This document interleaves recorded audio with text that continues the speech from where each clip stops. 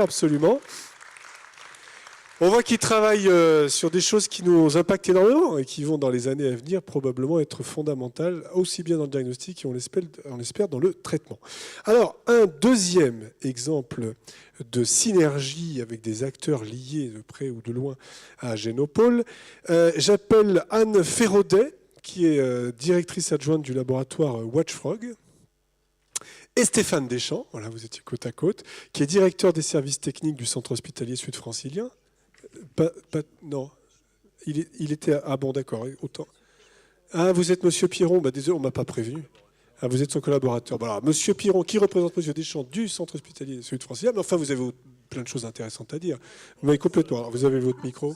Alors c'est formidable. Donc vous travaillez ensemble et alors ce qui est assez extraordinaire, tout à l'heure on l'a dit, des exemples sur la bioluminescence à partir de gènes de calamar. On s'est intéressé à des microalgues, elles n'étaient pas spécialement luminescentes. Alors vous revenez sur la luminescence, vous travaillez spécifiquement sur des têtards lumineux, en tout cas luminescents, qui donnent des informations sur la qualité de l'eau. Alors avant de rentrer dans justement l'échange, est-ce que vous avez fait ensemble, racontez-nous cette aventure de Watchfrog. Tout à fait. Donc chez Watchfrog, on utilise des têtards qui viennent fluorescents au contact de polluants dans les eaux. Donc on est un laboratoire spécialisé dans l'analyse de la qualité de l'eau. Et donc vous avez ici alors qu'on ne voit pas derrière, mais... Ça y est, il est arrivé. Merci. Donc vous avez ici une photo d'un tétard qui a été rendu fluorescent au contact de pesticides. Tout à fait. Oui. Vous avez la tête en bas à gauche et la queue par vers le haut. Ah oui. Et donc ce que vous avez fluorescent, c'est les yeux qu'on voit, les deux petites boules. Voilà, les exactement. Yeux. Et c'est quoi qui fluore le plus là? C'est le cerveau. C'est le cerveau, puisque c'est le système nerveux central qui est principalement touché par les pesticides. Il n'est pas à côté des yeux. Dans ce cas-là, c'était des pesticides. Ah oui, d'accord. Et vous voyez les yeux fluo parce que vous avez aussi des nerfs et des fibres nerveuses au niveau des yeux. Donc ça veut dire que chaque fois que ces têtards qui ont donc été génétiquement modifiés, on va dire bien sûr, ce sont des transgéniques. Transgènes. Et quel type? Alors un gène qui vient d'où? Alors c'est le gène GFP, qui est le gène de la méduse tout simplement, voilà. Et qui est utilisé assez classiquement. D'accord. Donc vous en avez une tripotée et vous on a plusieurs lignées, oui. On a plusieurs lignées. On est installé au Génopole depuis 2009. Ouais. Watchfrog a été créé en 2005 et donc on a une animalerie aquatique sur le site du Génopole. Donc on entretient nos lignées. C'est des piscines, des aquariums. Ce sont des aquariums, tout à fait. Oui. Ah, d'accord. Donc en fait, quand on vous pose une question, qu'on vous demande de regarder la qualité de l'eau, vous venez chercher vos têtards.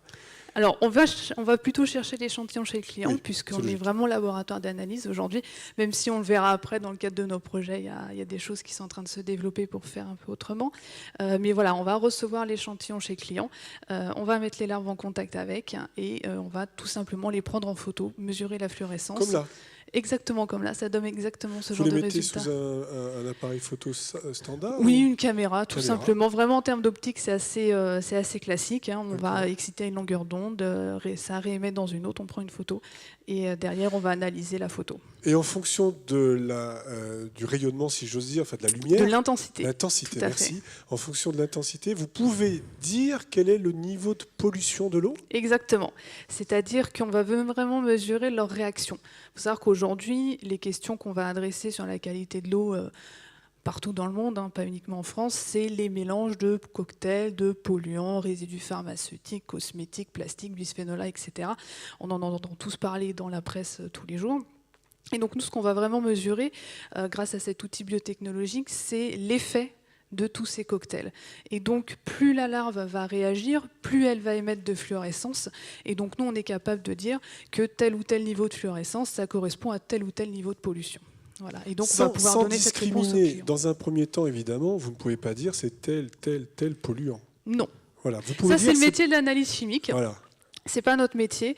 Il y a des méthodologies d'analyse chimique qui aujourd'hui permettent d'identifier des molécules, même si aujourd'hui, vous prenez un échantillon d'eau, vous avez plusieurs milliers de molécules d'espèces chimiques différentes qu'aujourd'hui, l'analyse chimique n'est pas capable d'analyser on va dire en routine et à faible coût. Vous avez des technologies qui sont en train d'être développées, mais qui sont extrêmement chères. Ou alors, il faut cibler un polluant, c'est ça? Il faut cibler un polluant et puis espérer que ce soit un marqueur de pollution. voilà, c'est ça. Voilà. Tandis Ce que qui vous n'est pas pouvez dire forcément déjà, bon, c'est très grave ou c'est pas très grave, docteur. Ça pouvez déjà dire ça. Exactement. On essaye de répondre à cette question-là. Ouais. Est-ce que l'effluent, par exemple, qu'on analyse, puisque c'est notamment ce qu'on a fait dans le cadre de notre projet, D'accord. va avoir un impact sur l'environnement, sur les écosystèmes? Et ça, l'analyse chimique n'est pas capable de le dire. Il n'y a que les outils biotechnologiques qui sont capables de le dire. D'accord, bon, c'est très clair sur Voilà. la stratégie.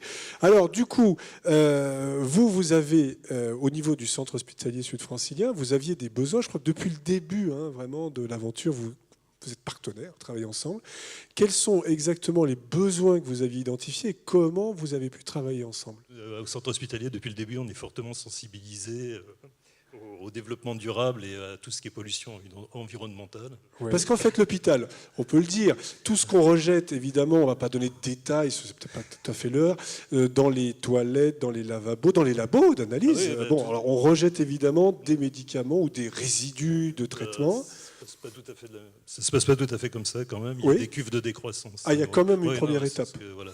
Oui, vous ne balancez pas tout directement dans le... Tout n'est pas envoyé directement à l'égout. Il y a quand même des traitements spécifiques. D'accord, vous avez des premiers filtres? Non, il y a des cuves de décroissance, il y a des filtres, il y a des systèmes de pompe, il y a des systèmes de traitement qui sont mis en place. Donc en fait, vous, ce qui vous intéressait, c'était de voir, après tous ces systèmes de filtration ou de cuves de décroissance, c'était de voir à la fin, quand ça sort, si c'était tout correct. était correct, si nous étions dans les normes que nous ont fixées le CIARS. Nous avons effectivement une convention avec le CIARS. Qui exploite la station d'épuration de Corbeil, voilà, qui est juste à côté. Donc eux, ils voulaient savoir ce que vous alliez balancer dans la station d'épuration avant que ça n'arrive chez eux, c'est bien ça? Avant que ça n'arrive chez eux, oui. Parce qu'ils vous ont dit, on veut bien récupérer vos effluents à condition que ce ne soit pas n'importe quoi. Voilà, c'est tout à fait. D'accord. Et donc c'est là que vous êtes intervenu, c'est ça? Exactement, on s'est rencontrés, donc on a rencontré le CHSF assez tôt puisque le CHSF a été construit en 2011, c'est ça. Donc on s'est rencontrés sur une journée Génopole, le CHSF n'était pas encore inauguré, pas encore Grâce à fini de Génopole, construire. décidément, c'est extraordinaire. Ce que je vous dis. Bah oui, c'était tout le but de faire des rencontres comme ça sur le site. Et donc après plusieurs échanges, on a décidé donc de monter un projet. Donc on a proposé un projet dans le cadre de l'appel à projet éco-industrie, ministère donc de l'industrie et de l'environnement, écologie. Et donc l'objectif de ce projet, c'est donc de développer, créer des outils de suivi des effluents hospitaliers. Voilà. L'intérêt de l'hôpital, il a été construit très, très récemment. C'est vraiment, comme le disait Monsieur Pierron, il y a différents types de pré-traitement des différents effluents de l'hôpital. Comme ils sont séparés, ça permet de les caractériser de manière individuelle et donc de pouvoir les classifier, savoir où est-ce qu'on a des problèmes, etc. Et donc ça, c'était la première étape du projet. Et donc justement, on avait vu des choses sur le laboratoire, des pics de pollution qui revenaient de manière assez cyclique. Avec vos têtards? Avec nos têtards. Hop, il clignotait. À chaque fois, le même jour, puisqu'on a fait des campagnes sur plusieurs mois. À chaque fois, c'est des campagnes sur une semaine. Et toujours de manière cyclique, au même moment, ça revenait. Et donc, je crois que vous aviez pu identifier. Oui, on a fait des investigations et on a pu identifier la source du problème. Ça venait des eaux de rinçage des automates et des eaux de rinçage et de maintenance des automates du labo. Il y a eu un changement de pratique et depuis, nous avons de façon significative amélioré ces résultats. Parce que du coup, les têtards, ils étaient là en gros tout le temps. Enfin, je caricature peut-être. On a reçu des échantillons. C'est-à-dire à des heures fixes, hop, ils étaient fluo. Et on dit donc qu'il y a un truc qui vient de se passer en amont il n'y a pas longtemps. Alors, et vous avez réussi à recoller sur le moment où vous vidangez les machines. Est-ce que c'est ça? Pas exactement. On a pu recoller sur les jours. Puisqu'en fait, là, on était vraiment sur de l'analyse au laboratoire. Donc, on prenait des échantillons. Mais ce qu'on fait dans ces cas-là, en fait, c'est qu'on prend un échantillon sur 24 heures. Donc, en fait, on a 24 heures d'effluents qui sont passés, qui sont donc représentatifs dans l'échantillon. Et donc, c'est surtout sur certains jours qu'on voyait, pas forcément sur certaines heures. Mais vous avez un projet, c'est ça? Exactement. C'est la seconde partie du projet, puisque justement, on a pu caractériser les effluents, identifier quelles zones étaient problématiques, etc. Mais pour l'hôpital, c'est quand même plus important d'avoir une information en continu et de savoir exactement quand on va avoir ces pics de pollution pour pouvoir correctement maîtriser les rejets et mieux les pré-traiter avant de les envoyer sur la station d'épuration. Et donc pour ça, si on peut passer à la diapo d'après, Watchfrog développe une machine qui s'appelle la Frogbox, qui donc permet de faire la même chose que ce que nous on fait au laboratoire, mais directement sur le site. et donc d'analyser en continu des effluents. Donc c'est très simple, hein. Les têtards sont dedans, ils sont pris en photo toutes les 2 heures, toutes les 3 heures, et donc on a comme ça une mesure de la qualité de l'eau en continu. Le livrable final de ce projet, ça va être donc de mettre la Frogbox dans un camion laboratoire mobile, puisque comme on le disait tout à l'heure, on peut aller analyser à différents endroits de l'hôpital, et on ne va pas aller faire des gros travaux de bâtiment ou quoi que ce soit pour pouvoir aller brancher la Frogbox partout. Donc on a fait le choix d'avoir plutôt une sorte de laboratoire mobile qui permet de la mettre à différents endroits en fonction du besoin, en fonction des campagnes de mesures qu'on va vouloir faire. Donc, pour résumer, là, c'est le projet, il est en cours et celui-ci va se déployer l'année prochaine ou bientôt? À l'automne. Là, il est en construction. On a fait les premiers, on a fait les premiers rendez-vous techniques et ça se passe plutôt bien pour le moment. Ça se passe bien. Et le but, c'est que vous puissiez offrir ce service à d'autres centres hospitaliers. Exactement.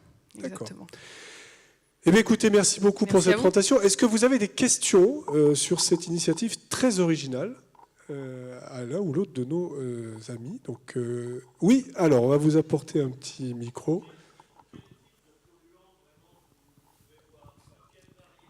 Quelle variété de polluants? Alors, non, on mesure vraiment les effets, et donc on va mesurer les effets perturbateurs endocriniens. Voilà, c'est-à-dire que sur le transgène qu'on a designé, enfin, c'est pas nous, hein, puisque la technologie a été développée au Muséum national d'histoire naturelle, donc les lignées viennent de là. Donc les marqueurs qu'on utilise, ce sont des marqueurs des voies hormonales, notamment thyroïdiennes et œstrogéniques. Voilà. Alors, il faut savoir aujourd'hui que on se rend compte de plus en plus que les effets des polluants et de tout ce qu'on appelle les micropolluants, c'est-à-dire tout ce qui est en dessous du milligramme, tout ce qu'on regarde aujourd'hui depuis maintenant quelques années, vont passer la plupart du temps par des régulations hormonales. Même tout ce qui est métaux, tout ce qu'on appelle micropolluants métalliques, peuvent également passer par des effets qui vont avoir des effets sur les axes hormonaux. Donc bien sûr, on n'est pas 100% exhaustif, on ne peut pas dire ça, c'est pas vrai, mais on va avoir la globalité des effets, ce qui permet justement de pouvoir justifier auprès du CIARS que l'effluent n'est pas trop chargé. Parce que ça passe forcément par cette voie hormonale, entre guillemets. Hein. Enfin, principalement. Voilà.